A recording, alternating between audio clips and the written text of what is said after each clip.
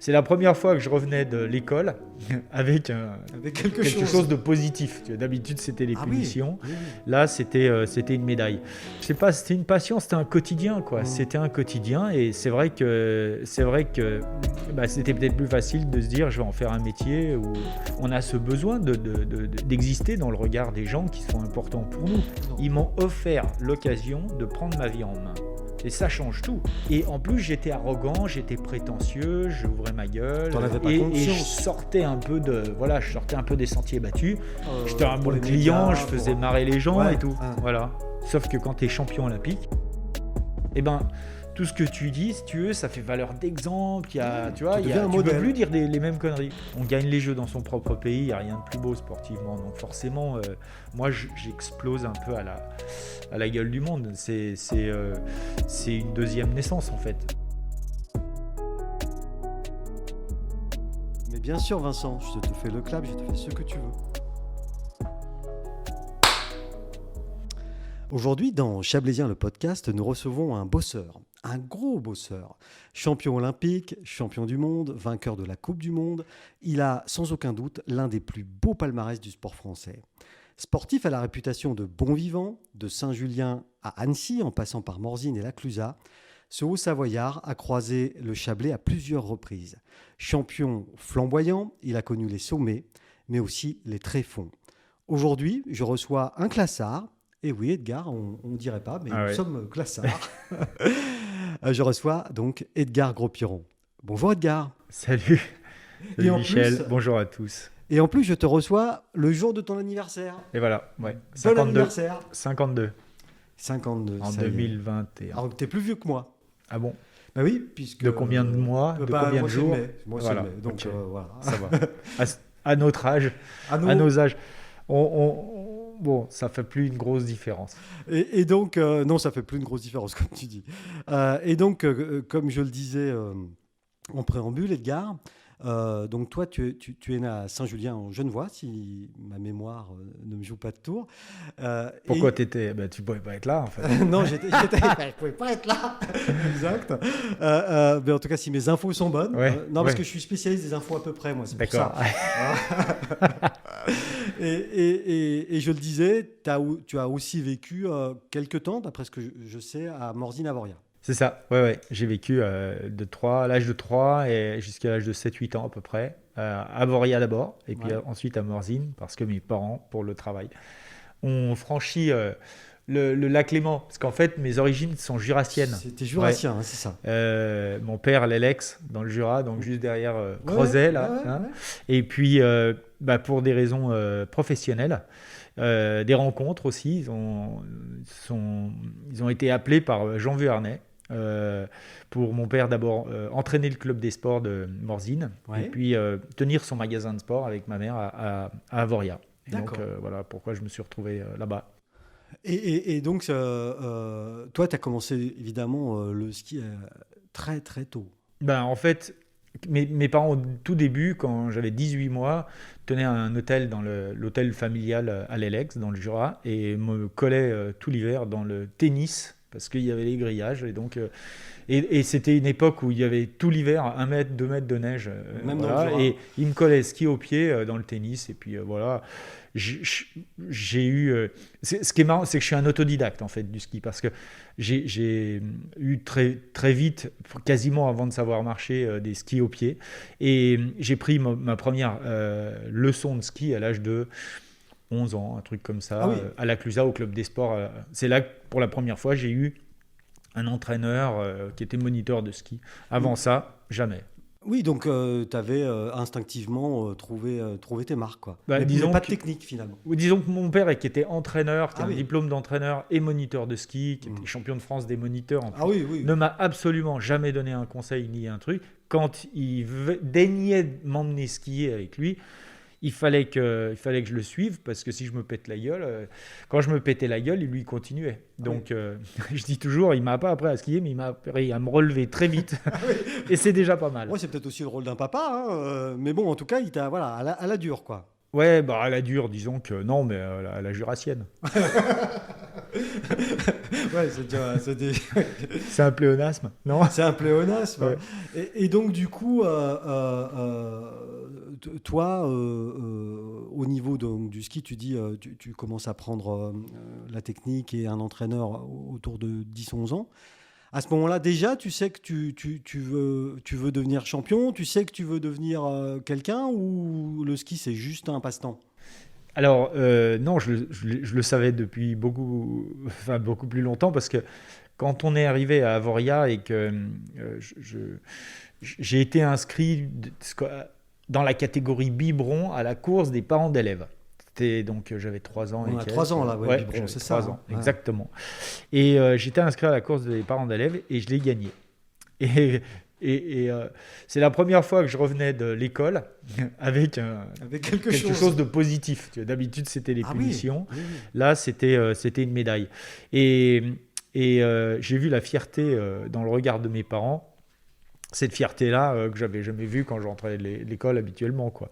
Et donc, ça m'a donné envie, peut-être, je crois que c'est là que ça a initié une sorte de rêve de gosse, qui était voilà, de faire du ski. Puis mes parents travaillaient pour un champion olympique, Jean Vernet. Mes parents étaient des skieurs accomplis.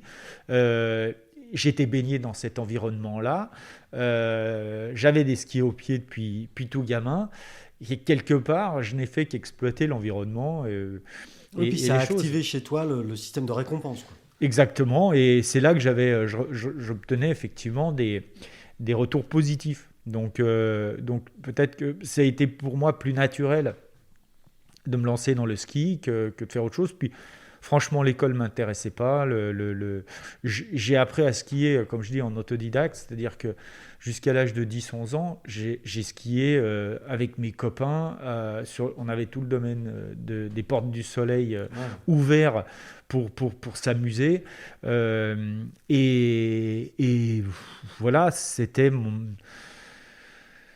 comment dire, une passion. Je sais pas, c'était une passion, c'était un quotidien, quoi. C'était un quotidien, et c'est vrai que c'était peut-être plus facile de se dire je vais en faire un métier, mais ça c'est venu un peu après, C'est quand venu même. un peu après, Ouais, mais voilà, au début, enfin, je veux dire au début, quand on est dans nos 10 premières années, c'est un rêve, c'est un rêve. On vit, voilà, on vit un peu pour sortir, pour être dehors, enfin, pour faire du ski, c'était notre quotidien. On s'amusait, on jouait dans la neige. Quand on faisait pas de ski, on faisait de la luge. On faisait pas de luge, on allait faire des batailles de boules de neige. Mais là, voilà, la glisse, la neige, Voilà, c'était là. C'est le un peu quotidien. comme Kilian Jornet, alors sur un autre niveau. C'est-à-dire que Kilian Jornet, lui, a été élevé en refuge d'altitude. La course à pied et la course en montagne, c'était son quotidien. C'était Ouais. et c'est devenu après sa raison de vivre. Ouais, après ça devient une sorte. Ouais, puis ça devient un métier. Ouais. Donc, moi, si je sais passer du rêve au projet, puis du projet au métier. Oui. Donc, il y a eu des étapes qui se sont franchies et ça a pris 20 ans. Parce que, Oui, quand même, parce que là, du projet au métier. aujourd'hui, on se parle, on a 50 ans tous les deux, mais Ouais, non, ça a effectivement, pris. Je pense que c'est devenu un projet, j'avais 14 ans, et un métier, j'en avais 17. oui, parce que du coup, là entre deux, tu as parlé de Jean Vuarnet. Qu'est-ce que ce champion-là t'a apporté? Lui, t'a apporté quelque chose dans ce parcours-là? Oui. Bah, déjà, c'était une personne et une personnalité qu'on côtoyait dans la famille. Donc, oui, c'est quelqu'un qui m'a apporté quelque chose, mais parce qu'il représentait. Il n'a jamais été derrière moi pour le ski. Il se trouve que mes meilleurs copains à cette époque étaient les enfants, les garçons, et ils ont 3 garçons. Ils avaient 3 garçons, et le plus jeune, Patrick, on avait le même âge. Et donc, on était toujours ensemble. Oui, mais forcément, en plus, Avoria, voilà. C'est un village sans voiture. C'est ça, ouais. Donc voilà, tu l'as côtoyé, mais sur le plan mental, ou que sais-je, sur le plan de l'expérience de champion, il t'a pas apporté grand-chose. Non, je dirais que ce qui m'a apporté, c'est il incarnait pour moi la réussite, mais ce que j'ai vu, je l'ai pas vu gagner ses médailles. J'ai vu ses médailles, et j'ai vu ce que ces médailles provoquaient sur mes parents, la fierté, l'espèce d'engouement, de joie que ça provoquait.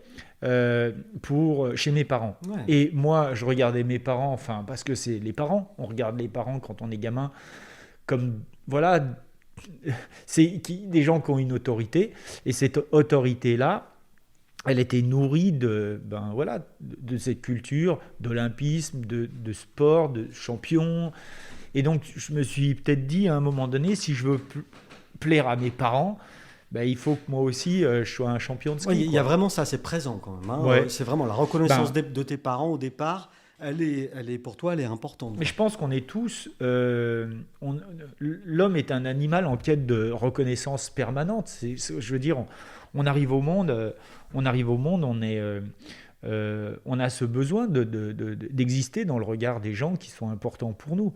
Et donc, ce besoin, il est permanent, il évolue certes avec le temps, mais nous sommes des animaux sociaux et on a besoin d'interactions positives avec les gens qui nous entourent. Et plus les gens ont une autorité forte, plus on a envie d'exister de manière positive dans leur regard. Oui, non, mais ça, je suis tout à fait d'accord. Ça nourrit l'estime de soi, en fait. Sûr, et donc, quand on est enfant, on a besoin de se construire une identité, une force et une estime de soi et qu'on va aller chercher dans le regard des parents d'abord, des amis ensuite, des professeurs, des managers quand on est en entreprise ou des dirigeants d'entreprise qui en fait, de ces figures d'autorité. Et puis c'est un moteur comme un autre. C'est le moteur essentiel de l'homme, à mon avis. Le désir et le besoin de reconnaissance sont les moteurs essentiels de l'homme. Et du coup, quand tu commences le ski, toi, tu commences évidemment par, je sais pas, du slalom, de la descente, du super G. Du ski alpin. Du ski alpin, quoi. Clairement. Voilà, clairement. Parce que la discipline qui t'a fait star, ou en tout cas c'est pas du tout ça. Qui t'a rendu célèbre, c'est pas ça. Ça n'existe pas d'ailleurs à l'époque.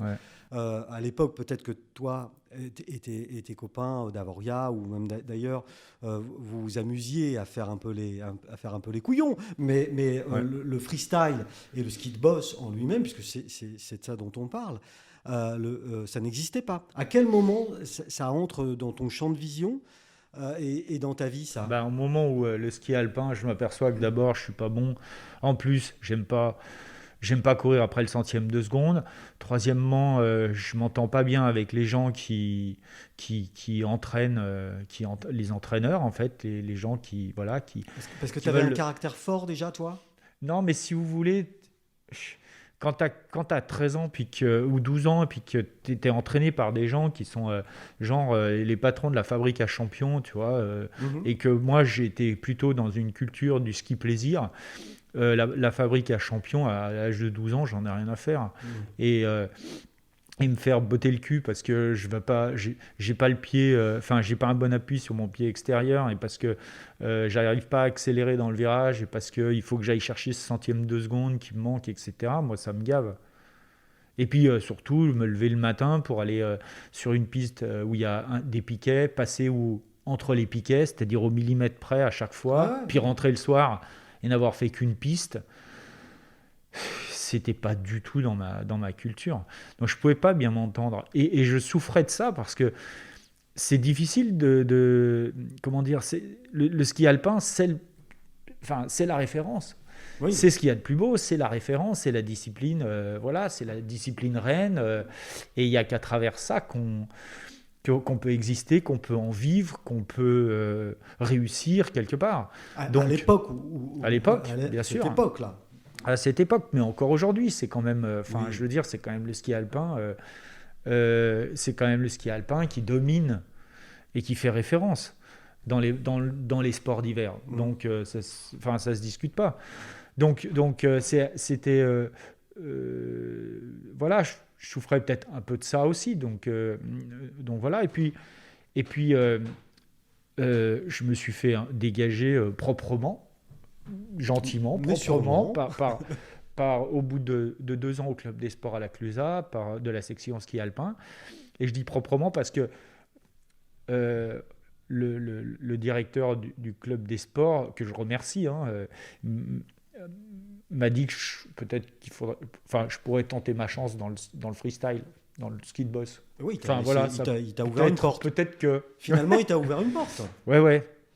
Et je suis arrivé dans ce monde donc de petits branleurs en fait, hein, c'est-à-dire l'espèce de sous-discipline, le placard des mecs qui n'ont pas réussi en ski alpin. Et là, je me suis éclaté. Là. Alors là, je suis retrouvé la culture du ski dans laquelle j'avais baigné quand j'étais gamin, c'est-à-dire pas de règles, si ce n'est le fun, l'amusement, le plaisir, la bande de jeunes, de potes qui s'amusent. On fait la chenille. Quand le mec devant il fait un hélico, tous les mecs doivent faire l'hélico. Et on skie sur tout le domaine skiable. On ne repose pas jamais au même endroit. Et on va aussi bien sur les pistes qu'en hors-piste. Enfin, bref, l'aventure, la liberté. Tu as retrouvé ta liberté d'enfant à Avoria avec tes copains. Exactement. Quand vous partiez. Ouais, exactement. Et avec un entraîneur qui avait aussi compris ça et qui n'était pas un entraîneur de fabrique à champions. Qui était un mec qui avait compris qu'à l'âge de 12, 13, 14 ans, on était là pour... le sport était un levier de développement ou d'accomplissement de la personnalité et pas un espèce de truc où on doit presser à la fois le mental, le physique et, d'un gamin pour faire en sorte que...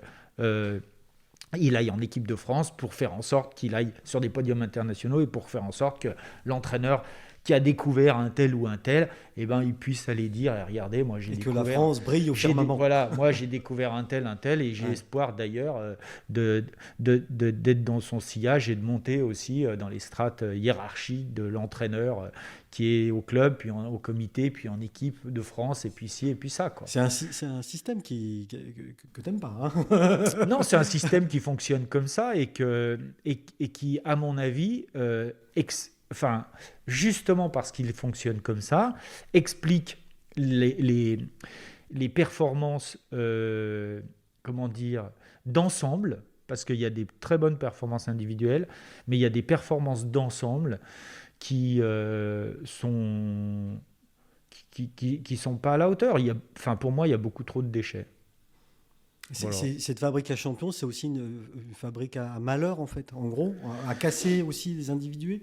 Ça dépend de quel côté tu te places, mais c'est une fabrique à servir les intérêts de certains, tout en desservant les intérêts d'autres. C'est utiliser le sport pour ce qu'il n'est pas, à mon sens. Le sport, c'est une école de vie qui est formidable. Et voilà, c'est pas... Voilà, pour moi, l'usine à champions, c'est important et ça doit venir après. Justement, dans ta vie de jeune sportif, là tu me dis, tu as 12-13 ans, tu découvres ce freestyle qui t'éclate, hein, et tu retrouves... Et à quel moment on se rapproche de toi en disant, mais dis donc, ce petit gros piron, là, il n'est pas mauvais.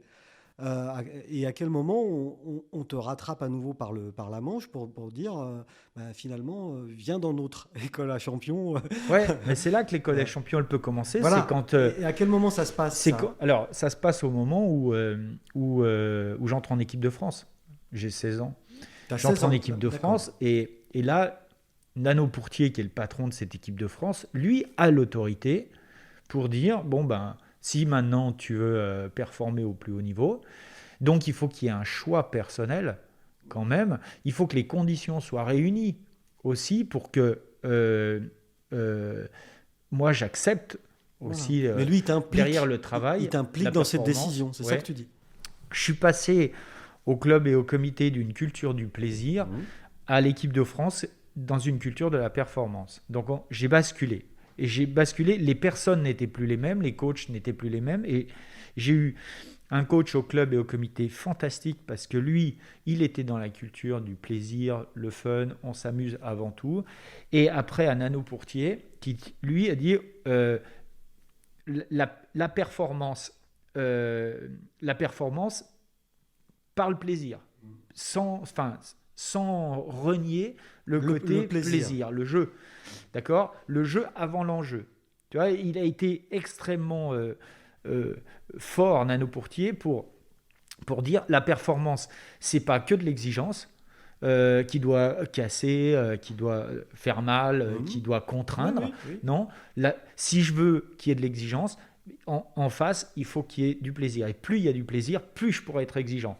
C'est-à-dire que ça fonctionne ensemble. Avec Nano Pourtier, il a été extrêmement bon pour ça.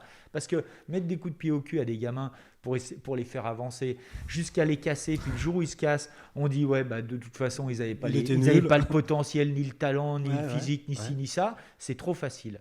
Et ça, c'est des mauvais entraîneurs ou des mauvais managers qui comme ça, considère que c'est la faute, voilà, c'est le problème de la tête. Et donc, du coup, ce que tu es en train de m'expliquer, qui est extrêmement clair, c'est que cette rencontre avec Nano Pourtier et ses méthodes, ça collait tout à fait à toi, à ton état d'esprit. Et c'est cette rencontre, finalement, qui va créer le champion. Les conditions ont été réunies parce que mes parents m'ont dit « Ok, qu'est-ce que tu veux faire ?» Et j'ai dit du ski. D'accord ? Donc, j'ai pas arrêté pour autant les études, mais on a donné une priorité au ski. Plan A, le ski. Plan B, les études en soutien du plan A. D'accord. C'est-à-dire que, moi, j'allais pas faire des grandes études. C'était pas une ambition personnelle. Mais, et tu t'orientais vers quoi, là, en fait, à l'époque ? Le plan B, c'était de dire moniteur de ski et magasin de sport. Comme mes parents, pas plus compliqué. Donc, en termes d'études, c'est quoi le magasin de sport ? Un BEP de commerce et de comptabilité. Voilà. Donc, j'ai fait BEP de commerce et de comptabilité. J'ai fait 3 fois la première année. Oui, ça arrive. Ouais, parce qu'après, parce que toi, tu fais le sport déjà, en même temps. Ça me gavait, puis en plus, j'allais 2 mois à l'école par an. Et puis à l'époque aussi, les aménagements pour les jeunes sportifs, c'était pas comme aujourd'hui. Aujourd'hui, les jeunes font le bac en 4 ans, je crois, ou en 5 ans même. Et après, c'est une question de personnalité, ça aussi, attention. J'ai un pote, même plusieurs, qui avaient besoin de faire des études en parallèle du ski parce que ça les aidait dans leur cheminement, ça les rassurait, ça les sortait de l'univers de la compétition. Moi, j'aimais bien l'univers de la compétition, j'étais bien là-dedans, j'avais pas besoin d'en sortir, de faire des études, et au contraire, même les études, pour moi, m'auraient détourné un peu du truc. Donc, j'étais content, j'avais un projet, un plan A, avec le ski, il était clair, les priorités étaient là, et donc les conditions étaient réunies pour que derrière, quand j'entre en équipe de France, je puisse m'y consacrer à 200%. Et c'est ça qui fait que ça réussit. C'est pas que je suis talentueux, c'est pas que j'ai plus travaillé que les autres, non. C'est qu'à un moment donné, j'ai réuni, grâce à mes parents et Nano Pourtier, à un entourage qui était favorable, il y a des conditions qui se sont réunies pour que je creuse le sillon dans lequel j'avais décidé d'aller. Les parents, l'entraîneur, ton envie, et tout ça a fusionné vers la carrière. Et je dis toujours, mes parents, ils m'ont pas laissé le choix entre le ski et les études. Non. Ils m'ont offert l'occasion de prendre ma vie en main. Et ça change tout. Et tu étais jeune quand même, parce que tu avais quel âge ? 15 ans. J'avais 15 ans. Après quand ça s'est passé, j'avais une quinzaine d'années. Après la troisième, quoi. Ouais. Mais quand vous avez des parents qui vous font confiance, parce qu'attention, il faut quand même se remettre dans le truc à l'époque. Mes parents, ils me disent, tu fais le choix entre le ski et les études. Je choisis le ski. Ils m'ont jamais dit oula, ça va être dangereux. Ils m'ont fait confiance, mais complètement. Ils m'ont dit ok, c'est ta vie. Donc ils me donnent l'occasion de prendre ma vie en main. Je prends ma vie en main. Ouais. Mais pour mes parents, le ski de boss, c'est un sous-sport, c'est une sous-discipline, une sous-catégorie. C'est le placard de ceux qui, c'est comme je disais tout à l'heure. Ça, personne n'en vit. Jamais personne n'en a vécu, jamais personne n'en vit. C'est pas très structuré. T'es un précurseur. Donc. Voilà, c'est pas très structuré. Donc, quand on est parent, faut laisser quand même ces gamins partir dans des voies qui sont comme celle-ci, où il n'y a pas de... Enfin, je veux dire, il y a pas d'avenir, il y a pas de... En tout cas, il n'y a rien qui est fait, quoi. Il n'y a rien qui permet de dire, OK... là, il y a un métier, il y a des débouchés, il y a... Non, il n'y a pas. Il n'y a pas de débouchés, il n'y a pas de métier, il y a skieur de boss. Skieur de boss, donc à l'époque, sous-catégorie de... Non, mais voilà, skieur de boss, skieur de boss, c'est... Bon, du coup, tu as un plan A, tu as ton plan B, ça c'est bien. Ouais. Tes parents, l'entraîneur qui est là, avec lequel tu t'entends bien, parce que sa philosophie, tu l'as dit, te convient bien. À quel moment les Jeux Olympiques et ce qui va faire ta réputation, c'est-à-dire Coupe du Monde et puis le championnat du monde de boss, ça entre dans ton champ de vision. À quel moment ça? Moi, les priorités sont claires. Du coup, je creuse le sillon. 16 ans, j'entre en équipe de France. 17 ans, je fais mon premier podium en Coupe du Monde. 18 ans, je participe comment dire, aux Jeux Olympiques de Calgary. C'était Calgary. Calgary en sport de démonstration. Là, c'est en 88 ça. Hein, ouais, en 88. Je ramène une médaille. 89, champion du monde. Et là, on nous dit, dans 3 ans, les Jeux c'est en France, à Albertville, c'est en France, et les bosses seront officiels. Et toi, là, ça, dans la tête, ça... Donc, voilà, moi, je suis sur ma lancée. Hein. Je creuse mon truc, je suis sur ma lancée. J'ai toujours, tu vois, cette image, cette autorité Vuarnet en tête. J'ai tout ça. Ton enfance, les médailles qui pendaient chez Monsieur Jean, je ne sais pas comment tu l'appelais. Chez Jean. Et donc, là, je suis dans une situation où... parce que tu es jeune quand même, génial. Tu dis, tu as 18 ans. J'ai 19 ans. Ouais, 19 ans. J'ai 19 ans. Tu es jeune. Ouais, je suis jeune. Est-ce que tu sens à ce moment-là, donc 3 ans avant Albertville, que le regard des autres, c'est-à-dire l'encadrement France, enfin, ou même l'autorité de la France sportive, je ne sais pas comment c'est, leur regard a changé vis-à-vis de toi à ce moment-là? Ils t'ont mis sous couveuse? Non. Ils sont occupés plus de toi? Non. Non. Tu étais un espoir de médaille et donc du coup il fallait s'occuper de toi, non? Ça, le regard a changé quand j'ai gagné les Jeux. Mais pas avant. Non, pas avant. Non, il faut prouver quand même. Ouais, non, mais... Non, il faut prouver quand même. Avant, le regard, il n'a pas changé. Parce que de toute façon, voilà, un petit branleur qui fait un sport de branleur, c'était le regard que les gens avaient. Et même quand je disais... je vais gagner les Jeux. Oui, parce que ça, tu l'as dit avant. Oui, tu l'as dit avant. Bien sûr. Et du coup, ça a participé aussi à cette espèce de réputation que tu as eue dans ta fin d'adolescence, parce que 19 ans, on est encore un adolescent. Enfin, cette réputation un peu de quelqu'un de hautain, un peu, un champion. Prétentieux, arrogant. Voilà, prétentieux, c'est le mot que je cherchais. Non, mais c'est pour ça, le regard n'a pas changé. Parce que j'étais un branleur dans un sport de branleur, grosso modo. J'étais en phase avec mon environnement. J'étais très cohérent. Tu étais totalement aligné.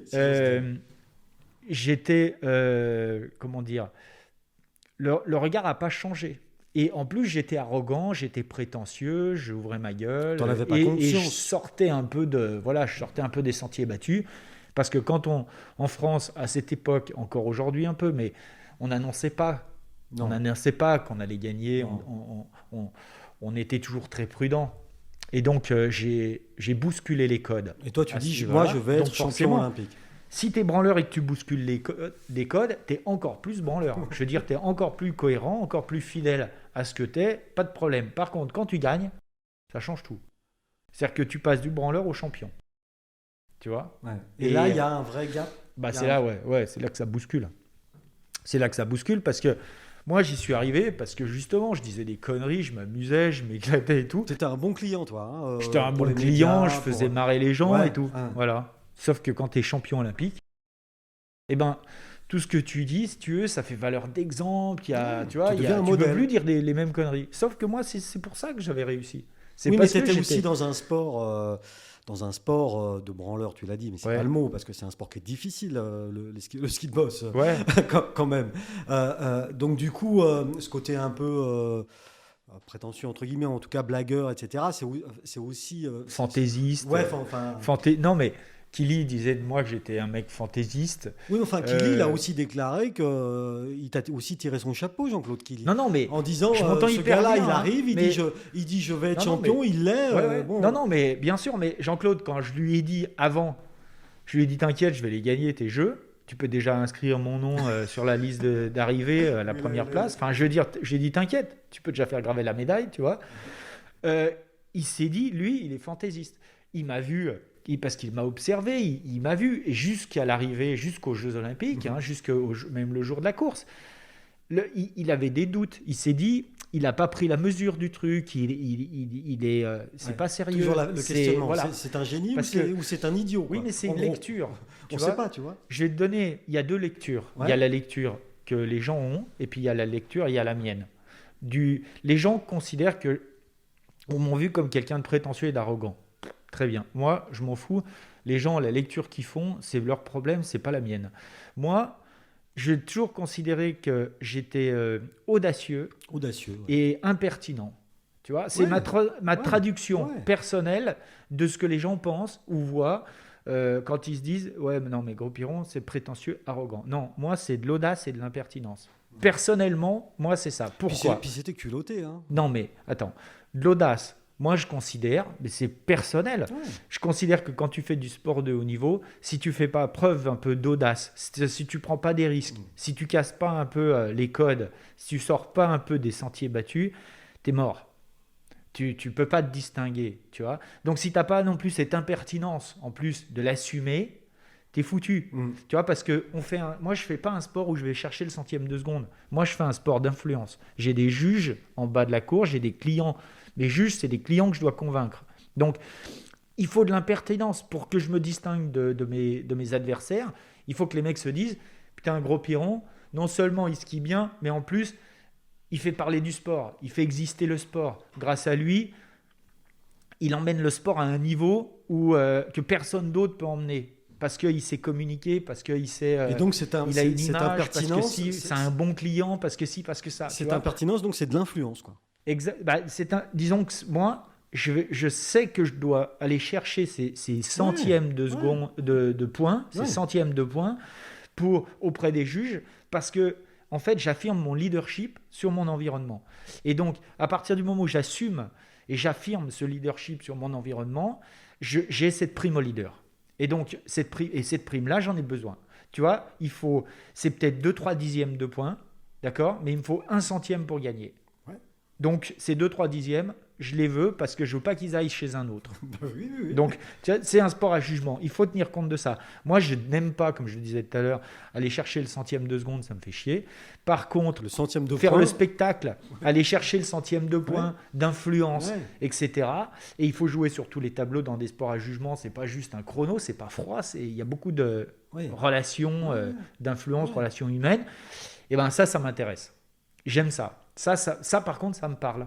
Tu vois, donc l'indicateur de performance du skieur alpin, ça ne me parle pas. Du skieur de boss, ça me cause. Et c'est pour ça que aussi, je pense que j'aime ce sport et j'ai eu envie d'aller m'exprimer là-dedans. Ça te cause et en plus, c'est quelque chose que tu maîtrises. C'était totalement fait pour toi, quoi. Au niveau caractère. J'ai beaucoup plus trouvé, effectivement, ce sport, il est plus fait pour moi parce que ce sport renferme des ingrédients qui nourrissent mes besoins affectifs, tu vois, de reconnaissance, de et puis d'explosivité, d'influence. Moi, je fais pas du sport pour battre les gens. Non. Moi, mes adversaires, moi, je fais du sport pour donner du bonheur aux gens qui me soutiennent, qui m'encouragent, et de leur dire, regardez, putain, un petit branleur comme moi peut arriver à faire des choses qui sur le papier. Est-ce que tu te souviens encore, parce que c'était, vu notre grand âge, hein, mon cher Edgar, de ce matin-là, du matin de cette course-là. Ah ouais, bien sûr. Tu t'en souviens encore oui, bien sûr. Ouais. Comment tu as géré ça? Très simplement, je me suis dit aujourd'hui, ça va être une journée extraordinaire. Ouais. Elle va passer extrêmement vite. La veille, tu as bien dormi? Donc, il faut que j'en profite. Alors, j'ai dormi, mais le sommeil était très léger. C'est-à-dire que tu mets toujours du temps à te rendormir, mais j'ai dormi. Mais le matin, je me suis réveillé en me disant, comme ça va aller très vite, il faut que j'en profite au maximum, c'est-à-dire il faut que chaque seconde dure 1 minute, chaque minute dure 1 heure et chaque heure dure une journée. Voilà. Et c'est pour ça, et ça sera... Tu vois, c'est là que j'ai décalé l'enjeu. Et je me suis dit, mon enjeu, il est là. C'est important. Mon enjeu, il est de profiter de cette journée, quel que soit le résultat. Quand on fait du sport, c'est important, le décalage de l'enjeu. Il faut décaler les enjeux parce que sinon, on se met une telle pression sur le résultat que, je veux dire, on peut vite imploser. Donc, sur toutes ces journées, tu l'as vécu un peu comme... En fait, tu flottais.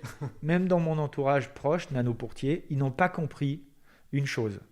À 20 minutes du départ de la course, j'ai enjambé les filets et je suis allé voir mes potes du fan club. Et on a secoué les cloches, gueulé comme des cons. Et toi, ça t'a permis de... Pour moi, c'était ça une journée réussie. Ouais. C'était une journée que je partageais aussi avec mes potes. Je voulais être dans ma bulle, mais je voulais aussi pouvoir en profiter, partager. Et c'est parce que j'en ai profité et que je suis allé faire le con avec mes potes du fan club pendant 3 minutes, d'accord, ça a pris 3 minutes, qu'après j'ai pu être dans ma bulle. Parce que ce jour-là, il neigeait, de mémoire, hein, les conditions étaient... dantesques. Parce qu'on a un peu tous souvenir de ces images-là. Bon, tout se passe bien, tu fais ton truc, à la fin, tu es champion olympique. À 19... Ah non, là, tu avais 22 ans. T'avais 22 ans, là, oui. À 22 ans, donc tu es jeune, tu es très jeune. Ouais. Et là, il y a un emballement, il y a quelque chose qui se passe. Ouais, il y a un emballement, c'est normal. Disons que quand on gagne les jeux dans son propre pays, il n'y a rien de plus beau sportivement. Donc forcément, moi, j'explose un peu à la gueule du monde. C'est une deuxième naissance, en fait, parce que j'explose les frontières de mon sport en termes d'exposition médiatique. Et là, ce jour-là, c'était quel jour précisément 13 février. Ah ben voilà. Ouais. C'était donc 13 février 1992. 92, ouais. Et là, tu es sur un sommet de ta carrière. De sportif, hein, j'entends. De sportif, ouais. Mais c'est la magie des jeux, c'est-à-dire le lendemain, moi, je me suis dit, est-ce que je vais avoir ma photo sur la une de l'équipe ? Tu vois, sans dire de faire la une en grand, non, mais est-ce qu'il va y avoir un encart ou un truc ? Et je suis arrivé chez le buraliste, et en fait, Libé, Luma, Le Figaro, l'équipe, tous, le Dauphiné, tous, boum, j'avais ma photo en tête, des titres genre Gros Pi, on t'aime, des trucs de malade. Et là, je me suis dit, oula, là, il s'est passé quelque chose. Parce qu'en fait, je crois que c'est pas tant c'est la médaille, c'est les jeux, puis il y a aussi le côté, justement, le côté du branleur qui dit l'impertinent, puis qui d'un coup, voilà, et d'un coup tout ça explose, et effectivement, encore aujourd'hui, j'ai tous les jours des gens sur les réseaux sociaux qui m'envoient des messages en me disant que je les ai fait rêver, en me disant que c'était génial, je leur ai donné du bonheur. Encore aujourd'hui, tu vois. C'était 25 ans, 29, 30 ans 30 ans bientôt. Wow. C'est la puissance des jeux, ça. C'est ça, c'est ce que tu disais tout à l'heure. Tu n'es plus un petit con impertinent, tu deviens un genre de modèle, quoi. Une forme de... je dis c'est une deuxième naissance, mais en fait c'est la naissance d'un personnage public quelque part. Et une espèce de fantasme, quoi. Voilà, un personnage public, et donc une partie de toi t'appartient plus vraiment. Il s'est passé parce que là tu me racontes le lendemain matin chez ton buraliste, là où ton vendeur de journaux, mais après il y a eu de la télé, j'imagine de la radio, de beaucoup de sollicitations. Voilà. Et toi tu avais été formé, tu avais eu du training média à l'époque ou rien, tu as été le plus naturel possible, quoi. Moi, je suis. Tu t'es rendu. Moi, si tu veux, pour moi, faire du training média, c'est contre nature. Ce serait. Ce que je trouve intéressant, quand tu as quand quelqu'un est interviewé, que ce soit un sportif, un musicien, un chanteur, n'importe. Ce que je trouve intéressant, c'est qu'on arrive, à travers ce qu'il raconte, à saisir qui il est au fond. Et le training média, en fait, te dénature totalement, en fait, parce qu'il te standardise. C'est vous écoutez aujourd'hui, après un match, l'interview d'un rugbyman ou d'un footballeur aussi ou ça, qui gagne ou qui perd, ils disent la même chose. C'est une année. Ce qui compte, c'est les 3 points. Ils vont tous te dire la même chose. Alors, je suis d'accord. Ils ont fait un bon match. Ils félicitent leur équipe. Ils remercient leur équipe. Ils félicitent leurs adversaires. Et puis ils verront ce qu'ils feront pour la suite. Ils vont tirer les enseignements pour la suite. Et l'important, c'est les 3 points. On s'en fout. On se fait chier. Ouais. Non, mais je veux dire, c'est aseptisé tout ça. Donc. Alors que justement, des événements comme ça doivent vous permettre de réfléchir sur vous-même, sur qui vous êtes, ce que vous avez envie de véhiculer comme message, qu'est-ce que vous voulez faire passer comme message, comme image, et donc, il faut surtout s'éloigner de cette standardisation.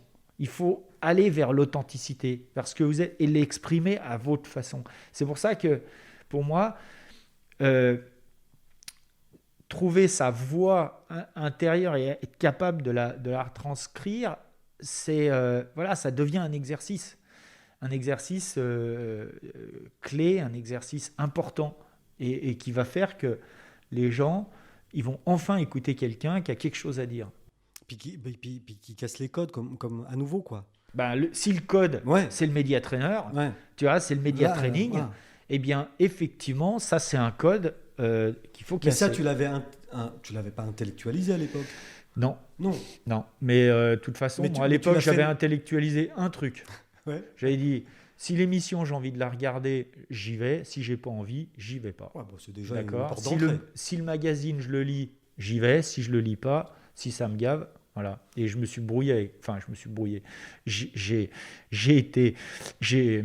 Comment dire, j'ai toujours refusé de faire Paris Match parce que j'aimais pas. Ah, Et je me suis fait dézinguer pour ça. oui, mais bon, ça c'est pas grave. Si ça te Voilà. plaît Non, pas. mais c'est un exemple. Oui, à l'instinct. Oui, mais J'y vais pas, tu choisissais ça à l'instinct. ouais, moi, Ouais. Paris Match, ça m'intéressait pas. Je voyais voilà, c'est pas le genre de presse. Voilà, j'ai jamais voulu. Si tu veux, il y a deux choses. Quand tu commences à devenir comme ça, tu acquiers un personnage public, tu as un statut de personnage public. Il y a deux choses qui sont en jeu. Il y a ton image et il y a ta notoriété. C'est deux choses qui sont rattachées à un personnage public, mais qui sont à distinguer l'un de l'autre. L'image, c'est les valeurs que tu véhicules, c'est l'identité, c'est ce pourquoi les gens ils te reconnaissent. D'accord? Ils vont dire Gros Piron, ouais, c'est le branleur, c'est ci, c'est ça. Ah ouais, non, c'est le champion. Non. Ça, c'est l'image. Et puis, la notoriété, c'est le nombre de personnes qui te connaissent. D'accord? Bon, eh bien, moi, j'ai toujours. Enfin, quand je dis. Je suis allé dans les médias que j'avais envie de regarder et pas dans ceux. Voilà. J'ai sacrifié à la notoriété en faisant ça. D'accord? Mais j'ai bonifié mon image. Ta Et crédibilité. c'est pour ça que 30 ans après, j'ai encore des gens qui se souviennent de moi et qui me font des messages sur LinkedIn en me disant Edgar, c'était comme si c'était génial, c'était ci, c'était ça, parce que mon image, elle n'est pas écornée. Tu vois, j'ai jamais voulu vendre mon mariage, la naissance de mes gosses à des Voici, des Paris Match ou des ci ou des ça. Tu vois, donc de toute façon, ils ont tout de suite été vaccinés avec moi parce que quand j'ai gagné les jeux, le passage obligé, c'est de faire des photos pour Paris Match, etc. Et moi, j'avais déjà refusé à l'époque. Alors, j'ai été contraint de le faire, je l'ai fait, mais ils en ont gardé un mauvais souvenir. Du coup, T'as été chiant. j'ai été blacklisté très Voilà, vite. Et moi, ça t'a soulagé. bah oui, parce que j'aime pas dire non. Oui. J'aime pas. Donc au moins, j'avais plus à dire non. L'affaire a été réglée. Et donc là, on est donc à un sommet médiatique, etc. Est-ce qu'à 22 ans, avec ce titre olympique, tu arrives à transformer économiquement ça déjà ou pas du tout? Ou c'est venu après? Ou toi, tu avais un autre objectif sportif tout de suite derrière? Ou là, tu l'as joué dilettante? C'est difficile à dire parce que j'ai très bien gagné ma vie avec mes sponsors. Ouais. Est-ce que je l'ai bien transformé? C'est très difficile à dire parce que est-ce que j'aurais pu gagner plus? Est-ce que j'étais exposé aussi au fait de gagner moins? Oui, sans doute. Est-ce que j'étais bien entouré à ce moment-là? Moi, je dirais que j'ai fait. Je me plains pas. J'ai bien profité de cette notoriété. Ça a plutôt permis de générer des super bons revenus pendant 3 ans. Donc très bien, nickel. Et tout de suite, donc après cette victoire-là, tu te remets tout de suite avec le Bleu de Chauffe. Non. Sportivement, j'entends, où tu t'es octroyé des libertés. Nano m'a rappelé ça il y a peu de temps. Il me dit, je t'avais dit, tu as 3 jours, tu fais ce que tu veux, mais après, il faut que tu reviennes dans le match. Et j'ai mis 1 an. J'ai mis 1 an. Là, ça a été, en fait, si tu veux, ça n'a pas été 3 jours, ça a été 3 mois. Et puis, tu vois, je suis rentré dans une espèce de spirale comme ça où j'ai profité, en fait. J'ai profité. Et au lieu d'aller, parfois, les conditions à l'entraînement étaient pourries. Et donc, j'avais des super bonnes excuses pour assurer le service après-vente du champion olympique, tu vois. Donc, et personne ne pouvait rien dire. Donc, en fait, je suis rentré dans cette spirale, où où en fait, j'allais à l'entraînement quand les planètes étaient alignées, tu vois. Oui. Et puis le reste du temps, j'allais m'amuser. Donc, je tirais aussi profit, tu vois. Tu as profité aussi, tu as Voilà, vécu. c'était le retour sur investissement. Voilà. Sauf qu'un an après, je me suis blessé. Et- Et la blessure est la conséquence de ça. Clairement. De cette démobilisation. Oui, clairement. J'allais plus à l'entraînement où je faisais plus des compètes. J'allais défendre des titres tout le temps. Ah J'avais oui, plus, mais t'étais champion. j'allais plus pour les conquérir. Oui, mais tu Parce étais que- champion. Bah oui, mais j'étais champion de France, d'Europe, du monde, numéro 1 mondial, champion olympique. J'avais tous les titres en poche. Donc en fait, je ne faisais que défendre. Ouais. Et ça te plaisait pas? Bah non, c'est nul. T'aurais aimé... Défendre, tu vois, tu défends des acquis. Hmm. Tu vois, Hmm. j'étais devenu le syndicaliste du ski. Non, mais sans déconner, c'est Ouais, triste à dire. ouais. Je venais de défendre mes acquis, ok, mais je venais plus conquérir de nouvelles parts de marché, tu vois. Ouais. Et donc, t'es pas dans la même dynamique, tu te lèves pas pareil le matin. Ah oui, j'arrive bien de croire. Ah bah ouais, attends, Ouais, si ouais. t'es en requête, Ouais. quand tu te lèves le matin, t'es en requête, t'es pas en conquête, Ouais. et ben, je veux dire, c'est quand même pas la même chose, quoi. Pas la même Ah histoire. bah, tu te lèves pas avec la même énergie. Ouais, ouais. Tu te lèves dans. Quand tu es en requête, tu te lèves frustré, tu vois. Hmm. Alors que quand tu te lèves quand tu es en conquête, tu te lèves motivé. C'est pas la même chose. Et cette blessure a été grave? C'était grave? Non, c'était pas hyper grave, mais ça m'a dégagé. Voilà, ça m'a foutu en l'air cette saison-là, Ouais. la saison suivante. Et donc là, on se rapproche des prochains jeux déjà. Ouais. Parce que un an de wouhou, plus la blessure, ça nous fait quoi? 2 ans? Non, c'était un an. Ah oui, C'est d'accord. l'hiver d'après que je me suis blessé. D'accord. Donc ça a été Ouais, pendant. ouais. Tu vois, je gagne les Jeux, après je gagne la Coupe du Monde, Ouais, je suis numéro ouais. 1 mondial. Ouais. Et puis la saison, voilà, toute la saison D'après, voilà, était pour un revenir peu- la saison d'après, Ouais. cool. Et puis au bout de 4-5 courses, boum, mi-janvier, je me pète un genou. Voilà. Et donc là, tu l'as dit, tu es plus sur la défensive, tu es un gestionnaire de. Ouais, Là, je là, gère. Là, le BEP compta, ça sert du Ouais, coup, ouais. pour gérer la carrière, mais enfin Ouais. bon, c'est pas top. Et comment tu retrouves une envie, Eh ben, justement une envie de conquête? c'est grâce à la blessure, pour le coup. Là, pour le coup, je dis grâce parce que, en fait, la blessure en soi, elle n'a pas été, comment dire, c'est pas la blessure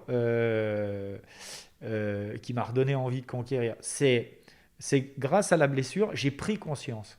C'est la prise de conscience, en fait, que ça pouvait plus durer comme ça. Je pouvais pas rester sur cette zone un peu de confort où je suis là à défendre mes acquis dans un univers compétitif. Tu vois, dans un univers qui n'est pas compétitif à la limite, pourquoi pas, mais dans un univers compétitif, je pouvais pas rester comme ça. Donc il fallait prendre des décisions. Donc j'ai déjà pris conscience qu'effectivement j'étais arrivé à la blessure parce que j'étais plus dans l'état d'esprit d'un champion, enfin l'état d'esprit qui m'avait permis d'arriver au top. Ouais. Donc cette prise de conscience a été salvatrice. Et c'est pour ça que je dis grâce à la blessure, mais en fait c'est grâce à la prise de conscience liée à cette blessure. C'est cette blessure qui a été le message en fait, que j'ai pu repartir sur de nouvelles bases, ou remettre des fondamentaux en place. Notamment, le premier, c'est pourquoi je suis là. C'est pourquoi je prendrais... qu'est-ce qui me rend heureux? Pourquoi je serais plus heureux à faire ça qu'à faire autre chose? Tu vois, donc ça, c'est les bases. C'est le bonheur que tu as de faire ton métier. Exact. Et je n'étais plus heureux de faire mon métier. J'étais heureux de venir me représenter, tu vois, représenter ce que je représentais, D'être une espèce faire le cake, d'ectoplasme. tu vois, voilà. J'étais heureux de venir, Ouais. parader, Voilà. tu vois, Ouais, je comprends. de faire de la figuration. J'étais heureux de participer, mais plus de gagner. Tu vois, alors que ce qui me rendait heureux, Auparavant, avant, c'était la conquête. Ouais. C'était, en fait, c'était pas de gagner, mais c'était le challenge, le défi à relever, le challenge de la victoire à aller chercher. C'était le partage de la passion du ski avec des gens qui partageaient la même passion. Donc c'était l'entraide, c'était le soutien. Bref, ce qui me rendait heureux, c'était le fait d'être dehors, c'était le fait de faire un sport le sport à jugement, tu vois, c'était l'influence, le leadership, d'assumer. C'est ça qui me rendait heureux, c'est tous ces ingrédients-là. Il a fallu reposer ces fondamentaux. Tu as reposé tes bases. Et après, ça, tu as regagné à nouveau. Non, après ça, il a fallu prendre des décisions. Ouais. Bah oui, parce que est-ce que ce bonheur, je vais le retrouver dans le ski? Ouais. De quelle manière? Est-ce Ouais. que j'y retourne tout de suite? Est-ce que j'attends, je prends une année sabbatique? Ouais. Est-ce que j'arrête? Je vais le retrouver ailleurs? Ouais. C'est Et ça la les réponse questions. a été. Bah, la réponse, moi, ça a été tout de suite dans le ski. Ouais. Mais elle aurait très bien pu être dans un... Enfin, dans un an, je t'ai dit, tu prends une année sabbatique, puis tu reviens pour le championnat du monde de la Clusaz. Je croyais... Enfin, au fond de moi, l'hypothétique retour, si tu veux... Tu croyais pas? non. Moyennement? L'année sabbatique, l'hypothétique Même retour... chez toi, la non. Clusaz, tout Non, ça, non. les clarines Ouais, non, dans non, la mais... zone d'arrivée. Ouais, non, je croyais pas à l'hypothétique retour. Et donc, Le fait d'arrêter le ski, je trouvais que c'était trop tôt. ouais. J'avais 23 ans et surtout, je voulais pas arrêter sur une blessure, sur un échec, Ouais. comme ça. Et donc, l'option peut-être qui me motivait le plus, c'est parce que c'est ça en fait l'enjeu. C'est ça, le C'est truc, pas, hein. c'est pas la meilleure. Non, mais c'est ça qui te Il motive. n'y a pas de bonne et de mauvaise option en fait dans ces situations. C'est ça Par contre, il y en a qui sont plus motivantes que d'autres. Et il faut aller sur celle qui motive le plus. Parce que c'est la motivation qui va faire qu'on va réussir à revenir. Et donc, celle qui me motivait le plus, c'était d'y retourner avec un objectif l'année suivante de retrouver de la régularité. Parce qu'après une blessure, moi, je voulais retrouver de la régularité. Donc, d'être numéro 1 mondial. Et 2 ans après, d'être champion du monde à la Clusaz. Champion du monde, c'est la course d'un jour. Oui, ça c'est. Voilà. Je me suis pas mis dans mes tablettes les Jeux Olympiques de Lillehammer, ce qui était une erreur. Hein, aujourd'hui, je me rends compte que c'était une erreur. Et voilà. Et mes objectifs, je les ai atteints. Et je me même suis dit, Lillehammer. là, je peux arrêter. Même Lillehammer qui n'était pas dans tes objectifs, tu y allais aussi. Non, mais j'y suis allé, Ouais, mais j'ai merdé. Bah oui, mais enfin, tu as fait une médaille, il me semble. Ouais, bronze, mais j'ai merdé. Non, mais j'ai merdé. Ouais, bah ok. Non, j'ai merdé. Et donc après Lillehammer, terminé, tu mets un terme à ta carrière. Non. Après Ou Lillehammer, t'as continué encore un peu donc la saison de 94 donc de Lillehammer, j'atteins mon objectif qui est d'être numéro 1 mondial, Voilà. donc, la régularité. Ouais. Et l'année d'après, championnat du monde de la Clusaz, qui était mon objectif, je l'ai gagné. Et là, j'ai arrêté. Et là, t'as arrêté. Ouais, parce que c'est plus Sur un classe. sommet quand même. Oui, puis je gagne à la Clusaz, Chez c'est toi. là que j'ai commencé les bosses. Donc je finis là, je finis sur un titre de champion du monde. Voilà, je boucle la boucle. Et tu l'avais préparé cette reconversion ou pas du tout? Ah non, pas du tout. Donc, et là, à nouveau, il y a un grand vide qui arrive, non? Non, parce que je sors par le haut. Ouais. Je sors sur une victoire, enfin sur un titre de champion du monde. Donc non, ça c'était ça s'est fini en pente douce après parce que je suis plus en équipe de France, mais je continue de travailler pour mes sponsors. Je développe du matos, on organise des événements, je fais du marketing, je fais plein de choses en fait. J'ai plein de portes d'ouvertes. Donc voilà, c'est 5 ans après. 5 ans après. C'est 5 ans après où là je me dis bon, ok, c'est bien beau, mais pendant 5 ans j'ai vu. Mais il n'y a rien qui me plaît. Enfin, il n'y a rien qui me stimule dans toutes autant. les activités que tu faisais, il y avait... tu ça trouvais tout ça vide un peu. C'est pas vide, non, c'est que je m'y voyais, voilà, je trouvais pas ma place. Enfin, je me voyais pas faire ça toute ma vie. Et du coup, tu décides Non, mais la question, enfin, non, c'est pourquoi je trouvais pas ma place. Ouais. C'était quoi le truc, qu'est-ce qui me manquait en fait, ce qui me manquait, c'était que j'avais vécu une expérience extraordinaire dans le sport et quelque part, je me recyclais, mais je n'utilisais pas l'expérience fantastique, tu vois, pour faire quelque chose d'utile. J'avais l'impression de passer à côté. Et puis, il y avait aussi peut-être un petit manque d'adrénaline. Non, ça m'a. Et alors, si tu veux, moi, les jours de compète, tu les vis pas toujours. Enfin, tu l'as dit tout à l'heure. C'est pas le truc. Tu te lèves le matin, t'as de la pression, t'as des fois envie de dégueuler, des fois t'as pas l'impression d'être à ta place. Enfin, bref. Tu vis mieux quand t'as pas ça, quoi. Ouais, tu vis mieux quand tu te lèves le matin et que t'as pas envie de dégueuler. Ouais, mais c'est bien de le dire. Non, mais tu sais, t'as la peur au ventre, il y a plein de. Ouais. Enfin, non, moi, je sais pas. Hein. Non, mais les jours de compétition, enfin voilà, les jours de compète, des fois, t'as envie d'être ailleurs. Et du coup, cette prise de conscience que tu as 5 ans après l'arrêt de ta carrière sportive, elle t'amène vers quelque chose de nouveau, tu prends des décisions ouais, oui, parce qu'en fait, pendant 5 ans, je me disais, bon, ben voilà, j'ai des médailles, c'est pas des diplômes, ok, mais quel métier je vais pouvoir faire dans la vie, qu'est-ce que je vais faire dans la vie, quoi. Ouais. Et je fais plein de trucs, hein, et je fais des trucs super avec des gens super, hein, mais moi, il y a un manque. Je suis pas utile à ça. Enfin, j'exploite pas la vraie richesse que j'ai au fond de moi. Et j'ai du mal en plus à mettre des mots dessus, à comprendre. J'ai pas le recul dessus. Ouais. Et donc j'ai cette frustration parce que voilà, parce que je me dis mais la vie va être fade. Et là, t'as quel âge à peu près? J'ai 30 ans, tu vois. Ouais, t'as une trentaine d'années. d'années. Et là, j'ai 30 ans. En plus, tu vois, j'ai 30 ans.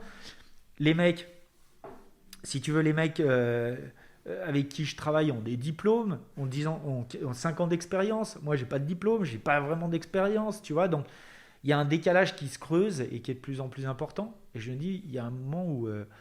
voilà, je vais être dépassé complet. Puis je vais pas avoir envie, je vais être dépassé complet, tu vois.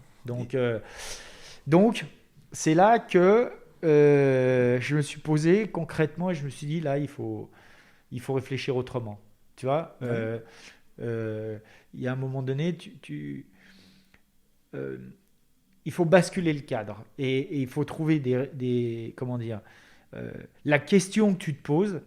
Si tu veux obtenir une autre réponse, il faut te poser une autre question. Tu vois, et moi, je ne trouvais pas de réponse à la question « Qu'est-ce que je vais faire dans la vie ?» Du coup, j'ai changé la question. Je me suis dit « Qu'est-ce que je veux faire de ma vie ?»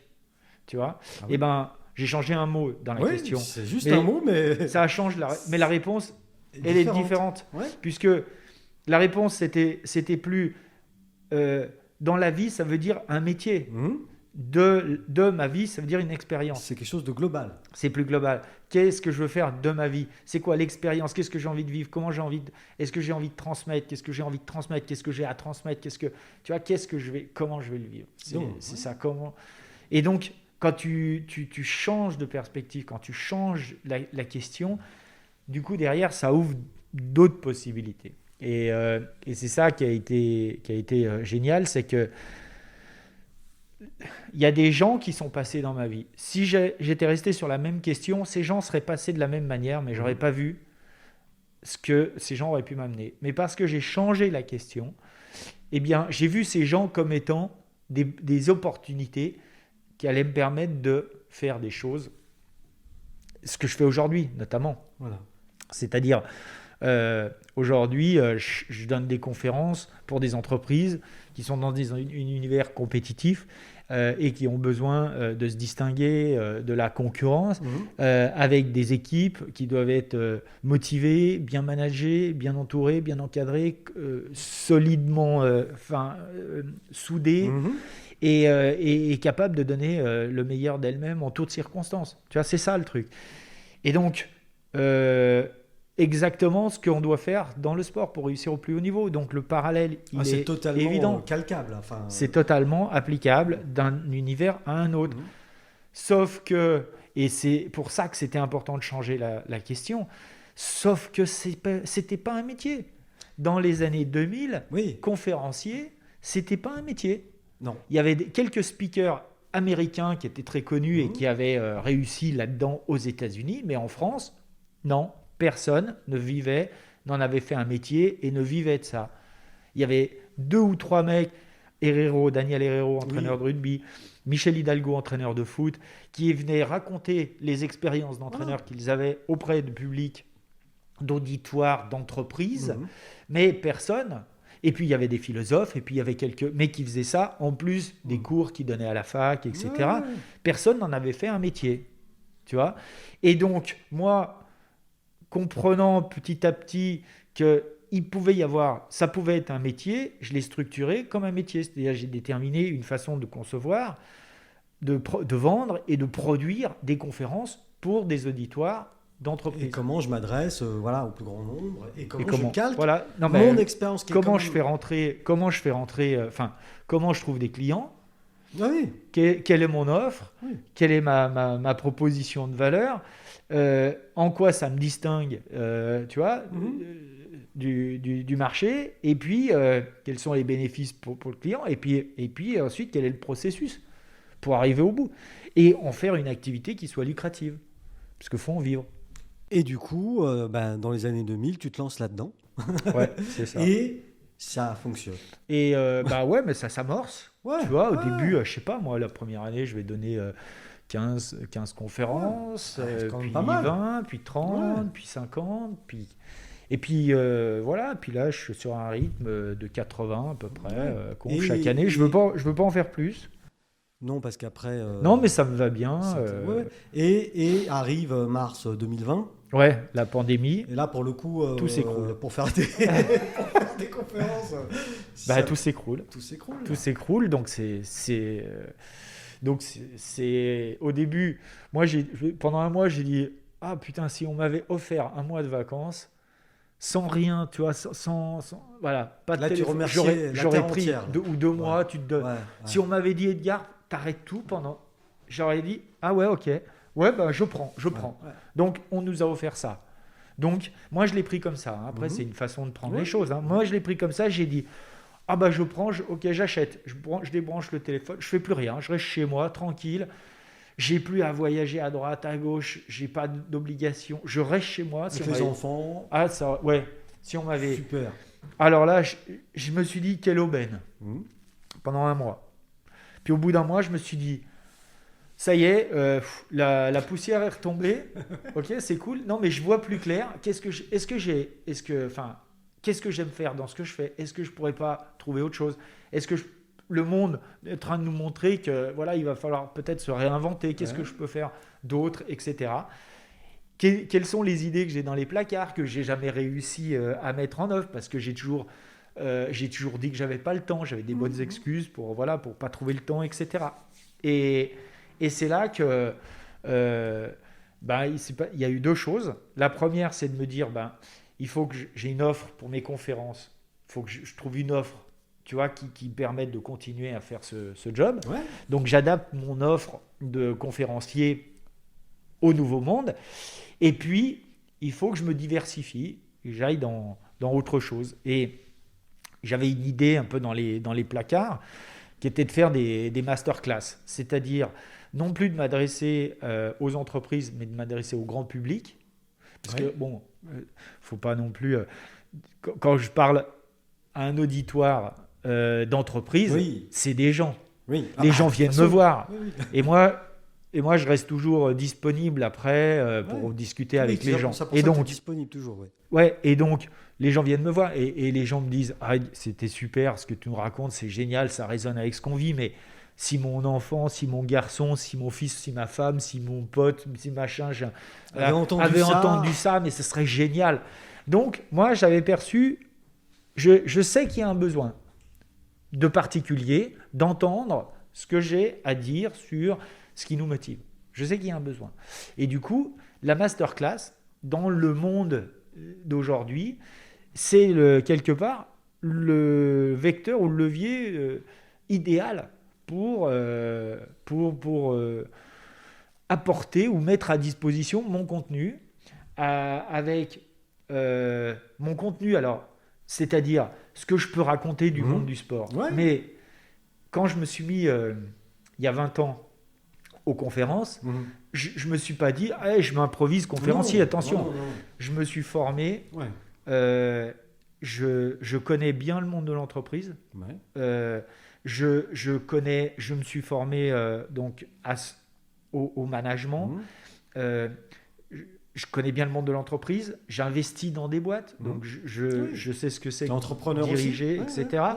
Je me suis formé au coaching, je suis coach certifié, j'ai des certifications dans pas mal de sujets qui tournent autour du développement personnel, sur des outils qu'on utilise en entreprise, des profils de personnalité comme la ProcessCom ou Success Insight, etc. Bref, j'ai quand même accumulé tout le savoir et les connaissances que je n'ai pas appris à l'école, mais dans mon domaine d'activité qui est d'une certaine manière l'humain, le développement personnel.